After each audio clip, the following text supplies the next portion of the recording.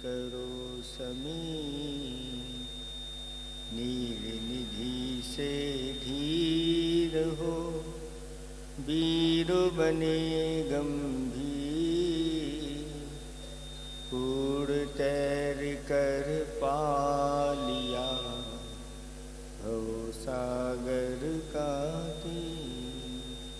अधीर हूँ मुझे धीर दो, सहन करूं सब पे,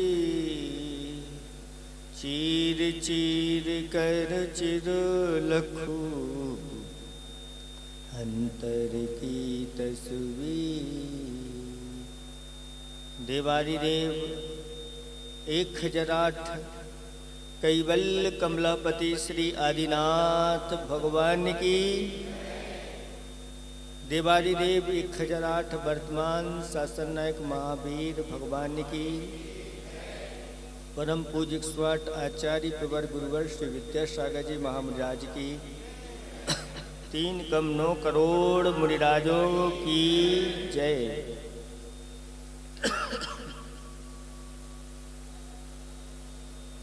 धर्म स्नेही भव्यात्माओं,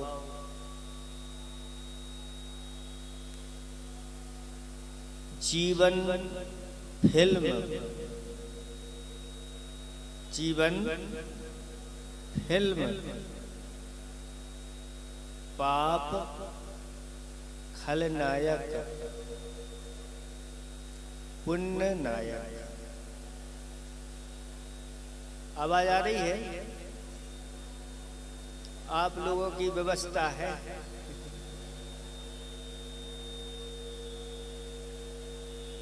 जीवन एक फिल्म है। क्या है? जीवन एक फिल्म है। उसमें खलनायक कौन है? पाप खलनायक है। और नायक कौन है? पुण्य है।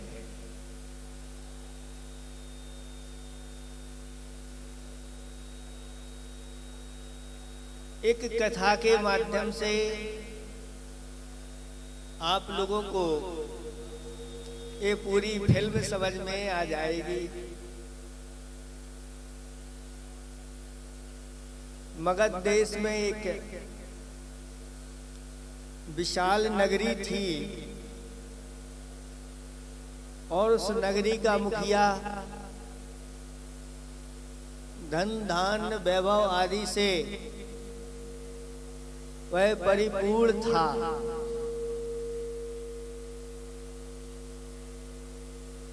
संयोग से उस मुखिया की जो पत्नी थी, गर्भ में एक संतान आ गई और जैसे ही वह गर्भ में संतान आई, मुखिया का मरण हो गया। धीरे धीरे जैसे ही वह संतान गर्भ में बढ़ती चली गई, वैभव सब धीरे धीरे समाप्त होता गया।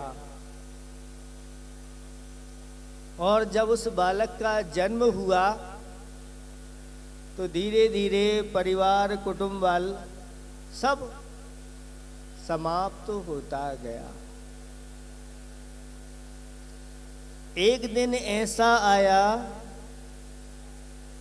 कि बालक और माँ दोनों बचे हुए हैं और उस माँ को दूसरे के यहाँ जाकर के नौकरी करना पड़ रही है और जो कुछ नौकरी करके जो कुछ मिलता उससे उसका गुजर बसर चल रहा है। जो इनके यहाँ नौकर काम करते थे, उनमें से एक नौकर, उसकी समृद्धि ऐसी बढ़ी, वह वहाँ का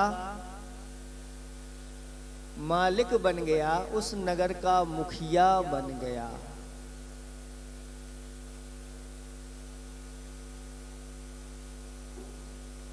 एक दिन वह बालक विचार करता है कि मेरी माँ इतना काम करती है, अब मैं भी बड़ा हो गया हूँ, क्यों ना कुछ काम करूँ जिससे माँ का बोझ कम हो जाएगा। और वह बालक वह खेत पर पहुंच जाता है और खेत के मुखिया से कहता है कि इस प्रकार से जो और किसान काम कर रहे हैं, अगर मैं भी ये काम करूं तो मुझे बदले में आप चने देना जैसे सबको देते हैं। मुखिया ने कह दिया कि ठीक है, काम करो। वह भी काम करने लग गया और जैसे ही शाम हुई, जो खेत पर काम करने वाले थे सबको चने देना प्रारंभ कर दिया।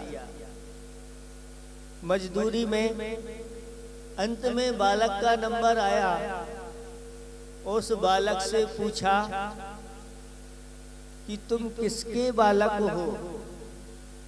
तो जब बालक ने अपना परिचय दिया तो खेत का मुखिया विचार करता है कि एक दिन मैं इसके पिता के यहाँ नौकरी करता था और आज पुण्योदय से मैं इतना संपन्न हो गया हूँ और यह बालक उनका है, तो इसके लिए सामान्य नहीं, इसको कुछ विशेष वस्तु दी जाए।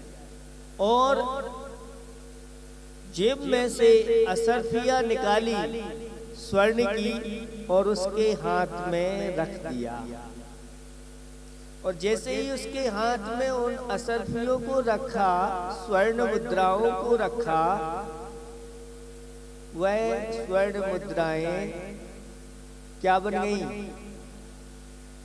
अंगार बन गई।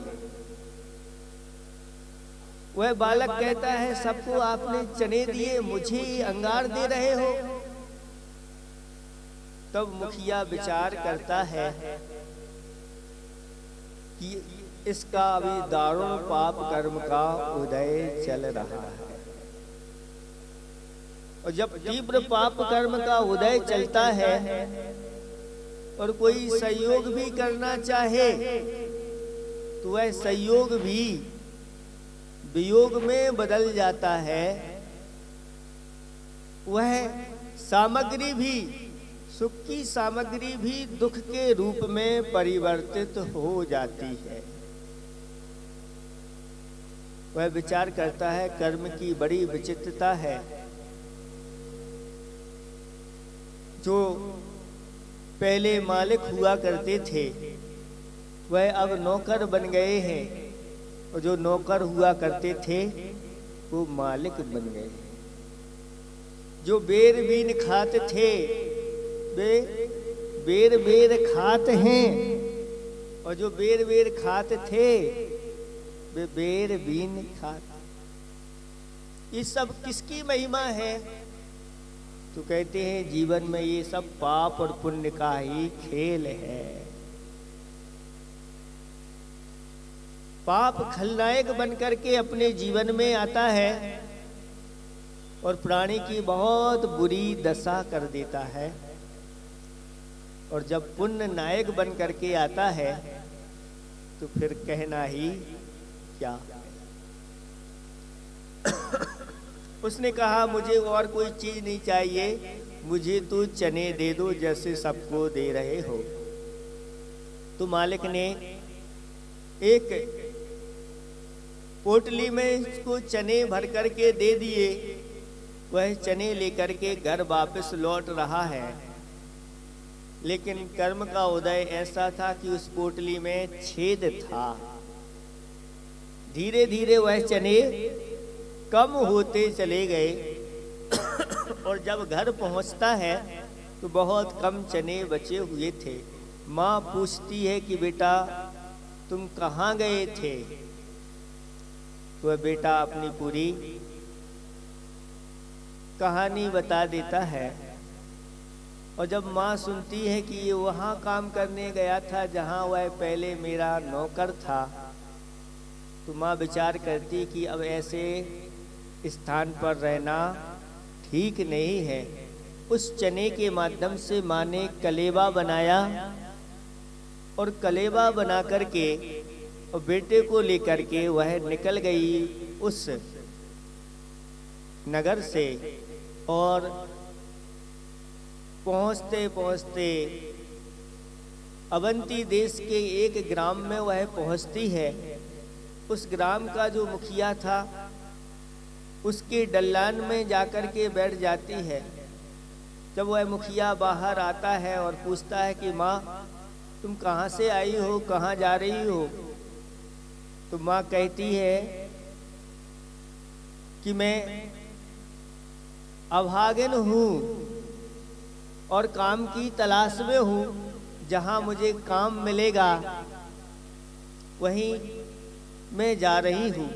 तब वह मुखिया बोलता है कि माँ ऐसा करो, तुम यहीं काम करने लगो, घर में रोटी बनाना, कपड़े आदि धोना, और यह तुम्हारा बालक गायें और गायों के जो बछड़े हैं उनको चराने के लिए जाएगा, तुम्हारे लिए रोटी कपड़ा मकान की व्यवस्था हो जाएगी। तो वह भी विचार करती है कि ठीक है। और वहीं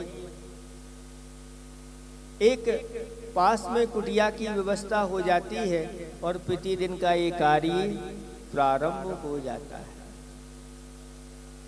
जिस मालिक के वहाँ वह काम करती थी, उस मालिक के यहाँ प्रतिदिन खीर बनती थी और उस मालिक के 7 लड़के थे और वह खीर खाते थे। यह बच्चा देखता था तो रोने लगता था कि मुझे भी खीर चाहिए। जब ये बच्चा बार बार इस प्रकार से जिद करता तो वो उनको मारते थे। एक दिन बालक को इतना मारा कि उसका मुख सूज गया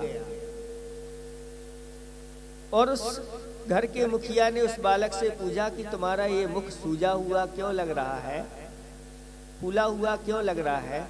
वह कहता है मैं बार बार खीर मांगता हूँ और ये आपके पुत्र जो हमारे लिए मारते हैं, आज उन्होंने ऐसा मारा कि मेरा ये मुख सूज गया है। तब उसको दया आ गई और बहुत सारी अच्छी सामग्री, चावल, दूध और मधुर पदार्थ उसको दिए और कहा कि ये ले जाओ और अपनी माँ को देना, माँ तुम्हारे लिए खीर बनाएगी और अच्छी तरह से खीर खा करके तुम अपने मन को प्रसन्न कर लेना। और वह जाता है और माँ को वह सामग्री देता है। माँ खीर बनाती है और कहती है कि बेटा हमने खीर तैयार की है, आज मैं तैयार खीर करूंगी और तुम जाना गायों के साथ बछड़ों को ले जा करके और जल्दी आ जाना, तुम्हारे लिए खीर मिलेगी आज खाने के लिए।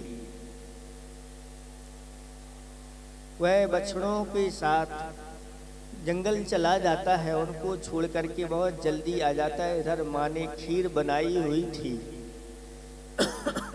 और आ जाता है, कहता है माँ मुझे खीर दो। तो माँ कहती है बेटा अभी खीर नहीं खाना, आज तक हमने कभी दान नहीं किया है, उसके फलस्वरूप दर दर की ठोकरें खानी पड़ रही हैं। आज हम पहले दान करेंगे फिर खीर खाएंगे, क्योंकि दान का फल अचिंत होता है। जो इस प्रकार से दान करता है सप्त क्षेत्रों में वह निरंतर सुख संपन्न हो जाता है, सदगति को प्राप्त होता है। बेटा यहीं बैठना, कोई अगर अपने द्वार पर आ जाए तो उसको रोक के रखना, मैं जल भरने के लिए जा रही हूँ। माँ चली जाती है जल भरने के लिए और जल भर करके जैसे वापस लौट रही थी, इधर एक मुनिराज का आगमन हो गया। वह मुनिराज मासोपवासी थे, रिद्धि संपन्न मुनिराज थे। और जैसे ही उस मकान के पास आए, बालक ने हाथ जोड़ करके उनसे प्रार्थना की कि हे महाराज, आप यहीं रुको, माँ ने बहुत अच्छी खीर बनाई है, आप खीर खा के जाना। तो महाराज कहते हैं ये मेरी विधि नहीं है, मैं ऐसे खीर नहीं। कोई निमंत्रण से हमारे लिए इस प्रकार से कहे कि महाराज खीर बनी है, चलो, अच्छे अच्छे पकवान बनाए, आप चलो हमारे यहाँ खाने के लिए। तो महाराज ऐसे जाने वाले नहीं हैं। और जो वितिगण होते हैं उनको तो हम निमंत्रण से बांध सकते हैं, लेकिन जो उद्दिष्ट भोजन के त्यागी होते हैं उनको हम निमंत्रण से नहीं, उनको तो हम नवदा भक्ति पूर्वक उनका पड़गाहन करते हैं। और आपका भाग्य होता है तो आते हैं, नहीं तो नहीं। महाराज आगे बढ़ने लगे, लेकिन वह बालक विचार करता है, आज तो मैं नहीं जाने दूंगा, क्योंकि माँ ने कहा था कोई भी यहाँ अतिथि आए उनको रोक के रखना, उनको हम देंगे, फिर हम भी बहुत अच्छी तरह से संपन्न हो जाएंगे। ऐसी भावना को लेकर के वह बार बार उन मुनिराज को रोकने लगा। जब महाराज ने विचार किया ये बालक मान नहीं रहा है, उन्होंने अपनी चाल धीमी कर ली और थोड़े समय के लिए वह वहाँ रुक गए। इतने में माँ कलश भर करके आई और मुनिराज को देख करके गदगद हो गई। उसे तो ऐसा लगा जैसे मानो आज मुझे खजाना मिल गया है। और मुनिराज का नवदा भक्ति के साथ पड़गाहन किया और पड़गाहन करके आहार देना प्रारंभ कर दिया।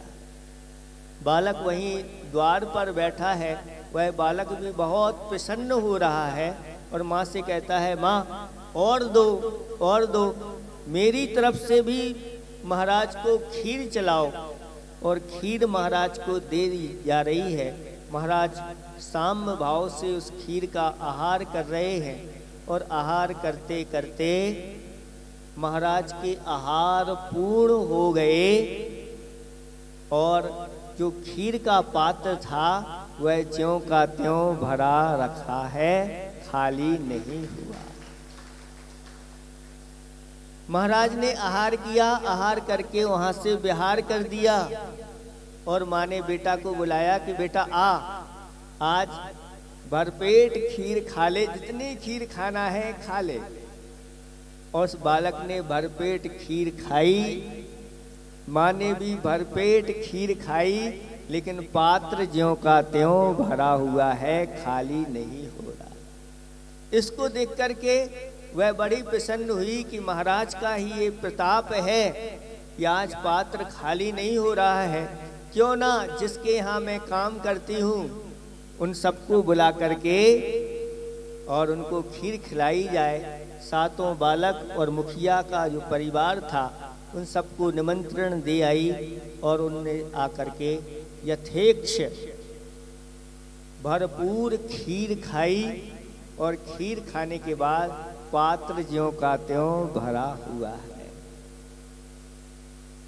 तो विचार आया कि अब ये सब पूरे के पूरे नगर में आमंत्रण दिया जाए और धीरे धीरे चर्चा ऐसी फैली कि पूरा का पूरा नगर उमड़ पड़ा और खीर सबको परोसती चली गई, लेकिन वह खीर समाप्त नहीं हुई। ये सब उन मुनिराज का प्रताप था। कहा है निर्ग्रंथों की चरण रज, निर्ग्रंथों की चरण रज करती भव से पार, रिद्धि सिद्धि समृद्धि दे मोक्ष महल का द्वार। ये मोक्ष महल का द्वार साक्षात ये मुनिराज हुआ करते हैं और पूरा का पूरा नगर भोजन कर गया, लेकिन पात्र ज्यों का त्यों भरा हुआ है और पूरा का पूरा नगर उस माँ और बेटे की प्रशंसा कर रहे हैं कि धन्य है ये माँ, धन्य है ये बेटा, जिन्हें जिसने ऐसे रिद्धिधारी मुनिराज के लिए आहार दिए, और उसका अतिशय ये कि पूरा का पूरा नगर भोजन कर गया और वह समाप्त नहीं हुआ। और माँ और बेटे ने ऐसा पुण्य का संचय किया कि वह अक्षय पुण्य के रूप में परिवर्तित हो गया। पूरे के पूरे नगर में माँ बेटे को बहुत मान्यता मिल गई। सब अच्छी दृष्टि से देखने लगे, सब सम्मान की दृष्टि से देखे। दूसरे दिन वह फिर बालक खीर खा करके और गायों को चराने के लिए चला जाता है। अब चूंकि खीर बासी हो गई थी, भरपेट खाली थी, जंगल में गया और एक पेड़ के नीचे बैठ गया। और जैसे ही बैठा उसको लग गई, क्या लग गई? नींद लग गई। और नींद लगी तो घंटों कब निकल गए पता नहीं चला। और जो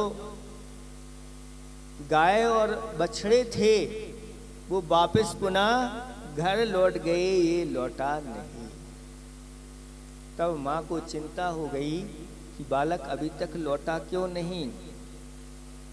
और जिस मुखिया के यहाँ काम करती थी उससे कहा कि देख करके आओ बालक अभी तक लौटा क्यों नहीं। वह देखने के लिए जंगल में आया। इसकी निद्रा खुलती है और देखता है कि मुखिया जिनके यहाँ मैं काम करता हूँ वो आ रहे हैं। वो ऐसा नहीं हो मुझे डांटें, इसलिए वह और आगे बढ़ता चला गया और एक पर्वत के ऊपर पहुँचता है। वहाँ पर मुनिराज बैठे हुए थे, वही मुनिराज जिनको आहार दान दिया था, और उनका उपदेश चल रहा था। और वह उपदेश में कह रहे थे कि जिसके जीवन में धर्म आ जाता है वह संसार के दुखों से ऊपर उठ करके संसार के श्रेष्ठ सुखों को प्राप्त करता हुआ और मोक्ष को प्राप्त कर लेता है। यह धर्म दो प्रकार का होता है। एक मुनिराजों का धर्म होता है जो सभी प्रकार के पापों का त्याग करके उत्तम क्षमा आदि 10 धर्मों को धारण करने वाले होते हैं। तो दूसरा धर्म गृहस्थों का होता है जो पहली प्रतिमा से लेकर के 11 प्रतिमा रूप हुआ करता है। और मुनिराज 12 व्रतों का स्वरूप बताने लगे। 5 अणुव्रतों के बारे में बताया, 3 गुण व्रत के बारे में बताया और 4 शिक्षा व्रतों के बारे में बताया। ये 12 व्रतों को जो धारण करता है यहाँ से जाता है समाधि मरण करके 16वें स्वर्ग तक उत्पन्न हो जाता है और स्वर्गों के असंख्यात वर्षों तक सागरों पर्यंत सुखों को प्राप्त होता है। फिर वहाँ से आकर के मनुष्यों के सुखों को प्राप्त होता है और फिर संयम को धारण करके मोक्ष को प्राप्त हो जाता है, संसार के सभी दुखों से छूट जाता है। ऐसा उपदेश चल रहा था। बालक भी वहीं पर खड़ा हुआ, वह सुन रहा था और उसके बालक के अंदर ऐसा विचार आया कि मेरे पास भी ये व्रत होते तो कितना अच्छा होता। मैं इन व्रतों की श्रद्धा करता हूँ, तो जल्दी से जल्दी ये व्रत मुझे प्राप्त हो, ऐसी भावना करता है। और जैसे मुनिराज का प्रवचन समाप्त होता है और सभी जो श्रद्धालुगण गए थे, श्रोतागण गए थे, वापस लौटते हैं और सभी नमोकार मंत्र पढ़ते हुए वापस लौट रहे थे। इसने भी मन में नमोकार मंत्र पढ़ना प्रारंभ कर दिया। ये सब आगे निकल गए थे, ये पीछे रह गया। और अचानक घटना ऐसी घटी, एक बाघ आया और उस बाघ ने उसके ऊपर आक्रमण कर दिया और वह मृत्यु को प्राप्त हो गया। लेकिन उसने अपने जीवन में बहुत अच्छे अच्छे कार्य कर लिए थे। पहला तो मुनिराज के दान की अनुमोदना उसने की थी। दूसरा, मुनिराज के मुख से उन 12 व्रतों को सुना था उन 12 व्रतों की अंदर श्रद्धा उसकी उत्पन्न हो गई थी।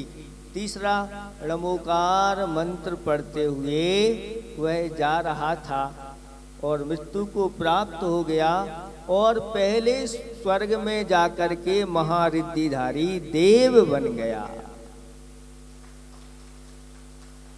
जीवन फिल्म, पाप खलनायक, पुण्य नायक। ऐसा उसका पुण्य कहाँ, उसका नाम अकृत पुण्य था। उस बालक का नाम क्या था? अकृत पुण्य था, यानी उसके जीवन में कोई पुण्य नहीं था। जब वो जन्म हुआ तो सब कुछ समाप्त हो गया, यहाँ तक कि खाने के भी लाले पड़ गए। लेकिन जब उसका पुण्य बढ़ा, उन मुनिराज की संगति पा करके तो वह पहले स्वर्ग में जाकर के और महारिद्धिधारी देव बन गया। वहां उसने सागरों पर्यंत के सुखों को भोगा और वहां से च्युत होकर के आया तो यहाँ धन्य कुमार नाम का वह सेठ बना। उस धन्य कुमार की कथा तो आप लोगों ने पढ़ी होगी, सुनी होगी कि जैसे ही उसका जन्म हुआ और उसका नाल जो है ना, नाल गाड़ने के लिए जमीन खोदी गई, वहीं से बहुत सारे धन के घड़े निकले। जब उसके 10वें दिन स्नान के लिए मिट्टी लेने के लिए गए तो वहां से धन निकला। आगे जाकर के वह धन्य कुमार 9 निधियों का स्वामी बना। कितनी निधियां? जो चक्रवर्ती के पास निधियां होती हैं, अकेले मात चक्रवर्ती के पास नहीं होती। ऐसा जो पुण्यात्मा पुरुष होता है, जिसने अपने जीवन में ऐसे पुण्य के कार्य किए हैं, उनको भी निधियां प्राप्त हो जाती हैं।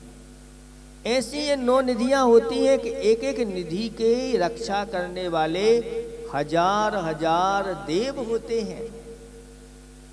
और उन निधियों से जो चाहिए है वो ले लो। आपको जितने प्रकार की धान्य चाहिए धान्य ले लो, जितने प्रकार के रत्न चाहिए रत्न ले लो, आपके लिए जितने प्रकार के जो वस्त्र चाहिए वस्त्र ले लो, आपको जो आभूषण चाहिए वो आभूषण ले लो। ये 9 निधियां सभी प्रकार की मनोवांछित वस्तुओं को प्रदान करने वाली होती हैं। ऐसा वह धन्य कुमार 9 निधियों का स्वामी बना और एक दिन अपने जीवन में वह वैराग्य को प्राप्त हो गया और वैराग्य धारण करके दिगंबर मुद्रा को धारण किया। भगवान महावीर स्वामी के समूह शरण में जाकर के और अंत में जाकर के सल्लेखना धारण करके सर्वार्थ सिद्धि में जाकर के देव बन गया। 33 सागर की आयु वहाँ की होती है और वहाँ के जो भी संसार के श्रेष्ठ सुख होते हैं सबसे ज़्यादा सर्वार्थ सिद्धि में होते हैं। और वहाँ से च्युत होकर के यहाँ पर आएंगे, मनुष्य भाव धारण करेंगे और मोक्ष जाएंगे, क्योंकि सर्वार्थ सिद्धि के एक भाव अवतारी हुआ करते हैं। तो आचार्य भगवंतों ने कहा कि जो अपने जीवन में इन 6 वस्तुओं को अपनाता है वह सभी प्रकार के दुखों से छूट जाता है और सर्वश्रेष्ठ सुखों को प्राप्त हो जाता है। वह 6 वस्तुएं कौन सी हैं? वृतशीलम तपोदानम संयमोर हत पूजनम।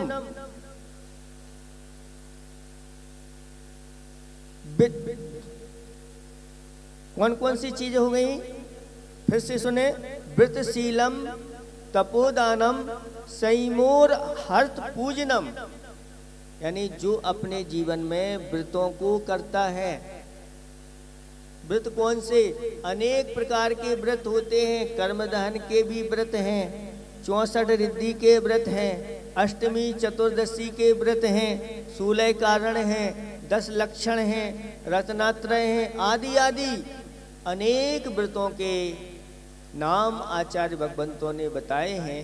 इन व्रतों को जो अपने जीवन में करता है, व्रतशीलम, जो अपने जीवन में सदाचार का पालन करता है, शील का पालन करता है, तपो, इस मनुष्य भाव पा करके अनेक प्रकार के तप करता है, अंतरंग और बहिरंग तप करता है। और दानम, जो अपने जीवन में 4 प्रकार के दान करता है, अथवा 7 क्षेत्र होते हैं दान के, उन 7 क्षेत्रों में दान करता है। और संयम को धारण करता है। और अरहत पूजनम, जिनेंद्र भगवान की देव शास्त्र गुरु की पूजा, भक्ति, आराधना, स्तोत्र आदि के माध्यम से जो आराधना करता है, वह सभी प्रकार के दुखों से छूट जाता है। इसमें किसी प्रकार का कोई संशय नहीं करना। ये ऐसी वस्तुएं हैं जो पाप का क्षय करती हैं और पुण्य का संचय करती चली जाती है। और जो पुण्य जिसका बढ़ता चला जाता है, उसकी आत्मा निरंतर पवित्र होती चली जाती है। पुण्य किसे कहते हैं? पुण्य किसे कहते हैं?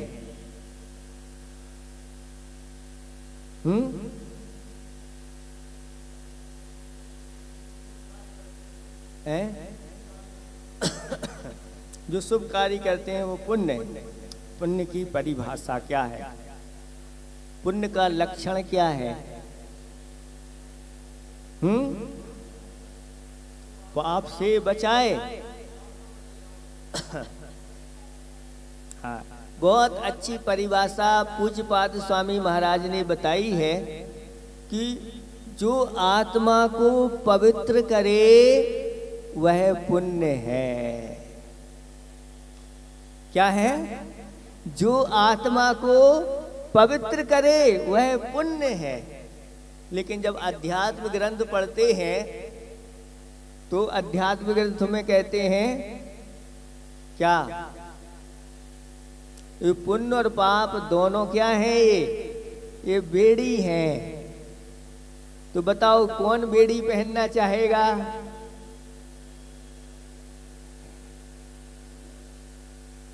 पुण्य और पाप ये क्या है? ये बेड़ी है। इस बेड़ी को कौन पहनना चाहेगा?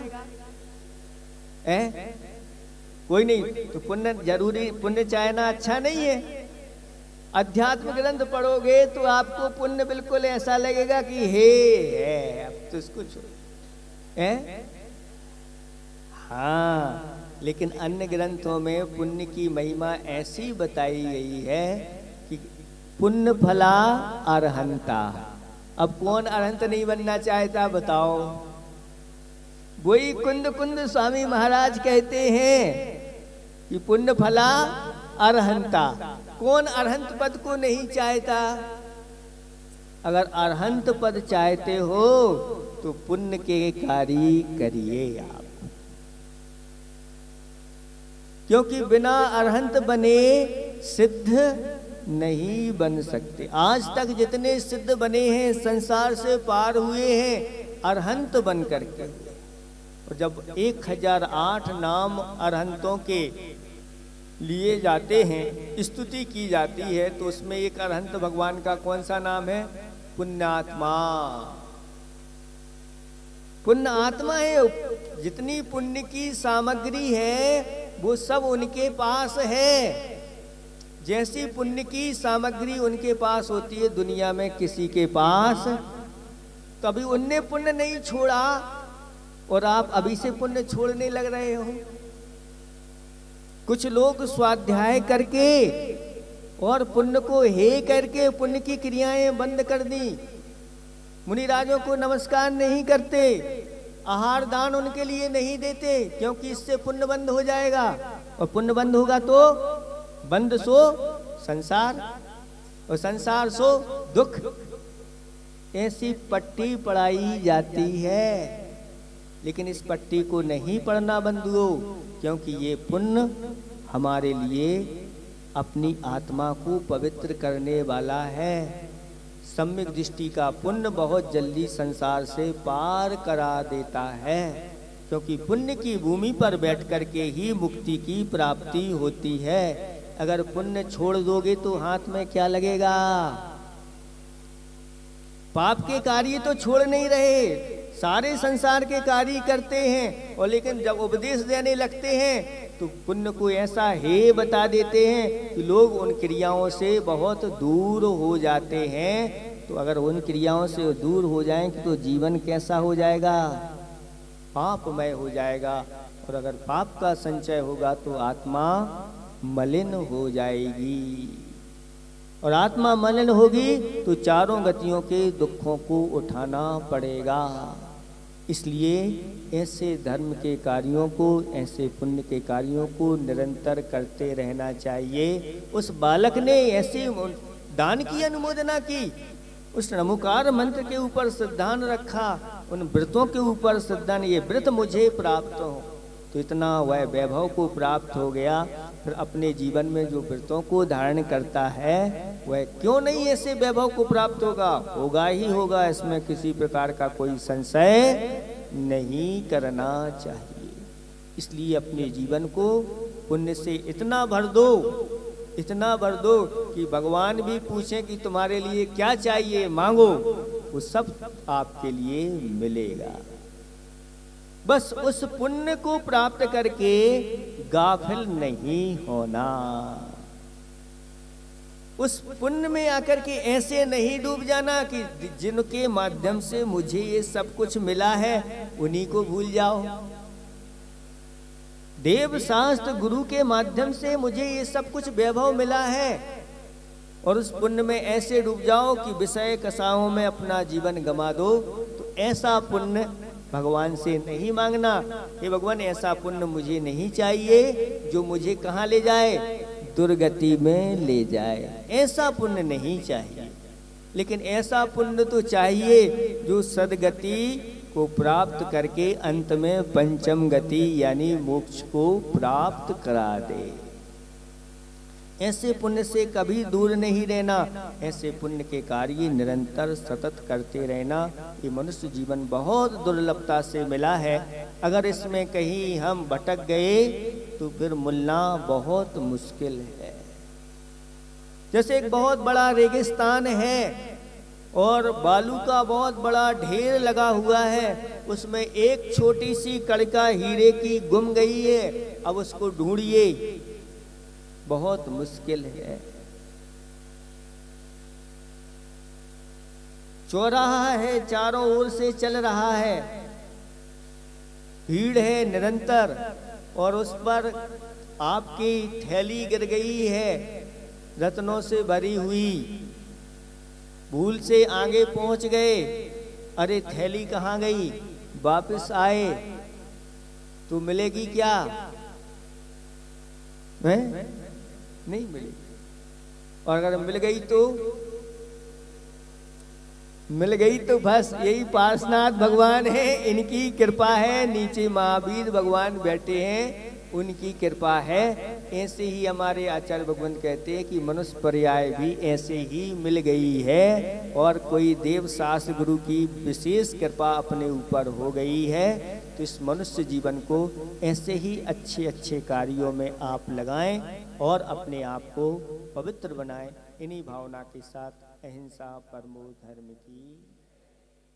भगवान हो, महावीर हो तुम, महावीर हो तुम, रूखा सूखा लेकर भी झरता अमृत ज्ञान। एक शिकन मुख पर नहीं खिलती है मुस्कान, ये चर्या आपकी जो है अनकही।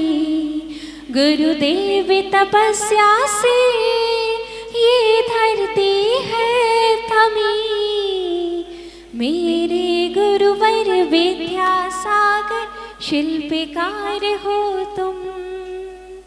हम माटी को रूप दिया है, कुंभिकार हो तुम, गुरु कुंभिकार हो तुम। संत शिरोमणि आचार्य श्री विद्यासागर जी महामुनि राज्य की, मुनि संघ की जय। संत शिरोमणि का सारा जग दीवाना, तीर्थंकर के जैसे हो जग ने माना। संत शिरोमणि का सारा जन दीवाना, तीर्थंकर के जैसे हो जग ने माना। सिर विद्यासागर जी के चरणों में हम झुका रहे अपना माता, जिनके जीवन के हर चर्या पढ़ पढ़ी स्वयं की नवगाता। जैनागम का वैसुदा कलश जो बिखराते हैं गली गली, जिनके दर्शन को पाकर खिलती मुरझाई हृदय कली। ओम ह्रीम मुनि श्री 108 आचार्य श्री विद्यासागर जी महाराज, श्रमण श्री मुनि सागर विमल सागर जी महाराज, अत्तर सम्मोष्टवाम नम। जय हो जय हो जय हो। अत्यतिष्ठाटा स्थापनम। जय हो जय हो जय हो। अत्मम सन्निधि भव सन्निधि करणम। नर्तन जय हो जय हो। चलो मीठे मीठे रस से भरो रे गुरु वाणी लागे, ओ जिन्ने वाणी लागे मन में प्यारो प्यारो गंगा तेरो पानी लागे। ओ मीठे रस से भरो रे गुरु वाणी लागे, ओ जिन्ने वाणी लागे मन में प्यारो प्यारो गंगा तेरो पानी लागे।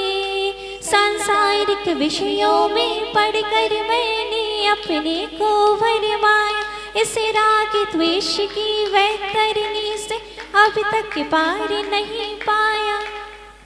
तब ज्ञान सिंधु के जल कण से भव काल से धोने आया। आना जाना मिट जा मेरा यह बंद काटने आया।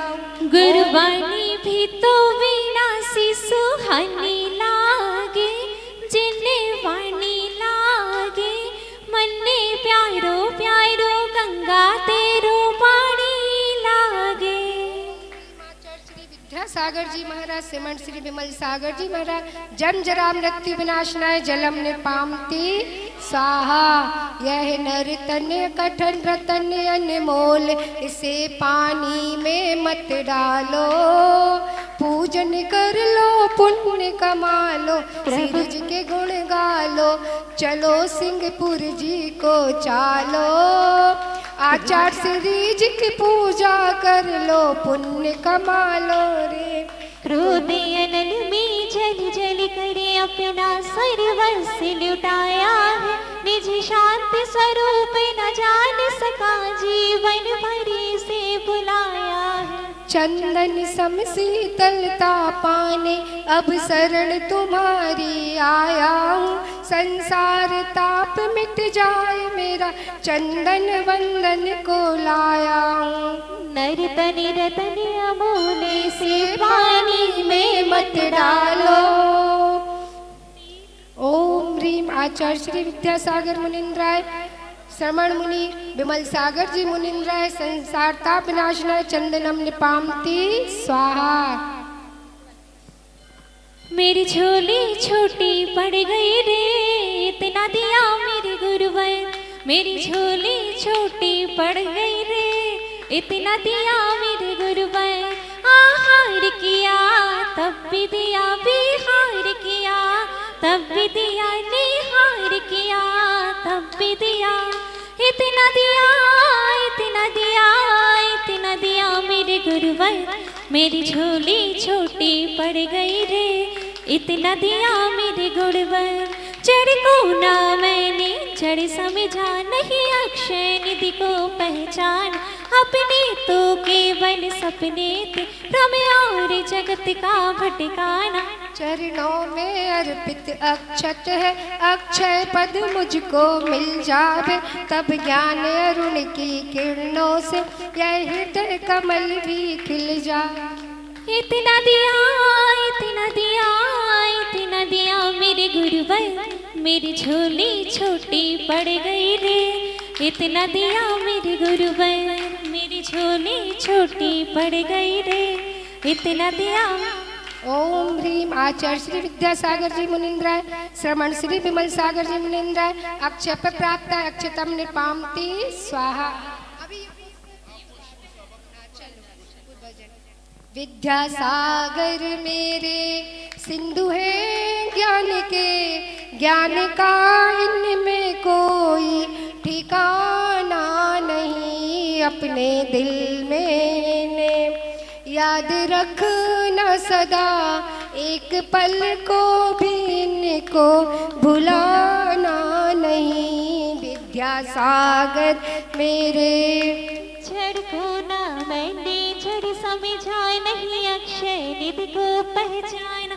अपने तो केवल सपने थे, भ्रम और जगत का भटकाना। चरणों में अर्पित अक्षय है, अक्षय पद मुझको मिल जा, तब ज्ञान अरुण की किरणों से यह हृदय कमल भी खिल जावे। ओम ह्रीम आचार्य गुरुवर श्री विद्यासागर मुनिंद्राय, श्रवण मुनि श्री विमल सागर मुनिंद्राय, कामबाण स्नाय पुष्पम निपामती स्वाहा।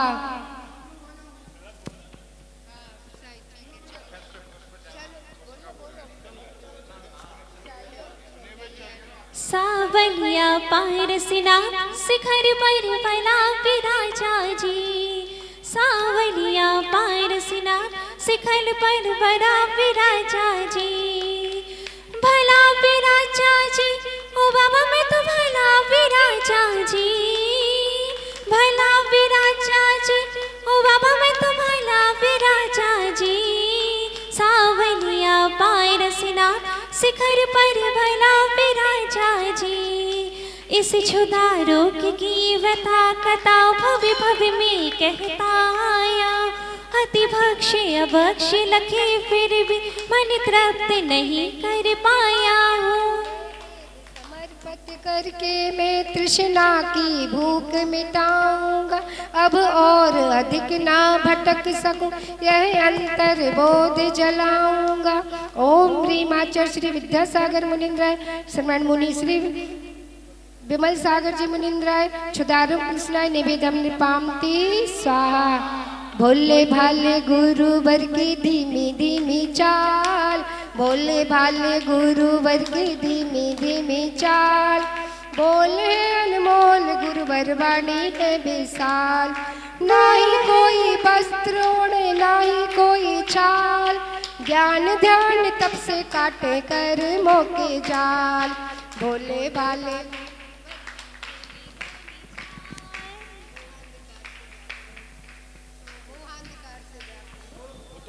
मोहांधिकार से व्याकुल हूँ, निज को नहीं मैंने।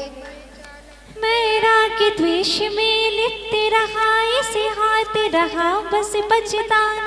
ये दीप समर्पित है मुनिवर, मेरा तम दूर भगा देना। तुम ज्ञान दीप की बाती से हमें अंतर दीप जला देना।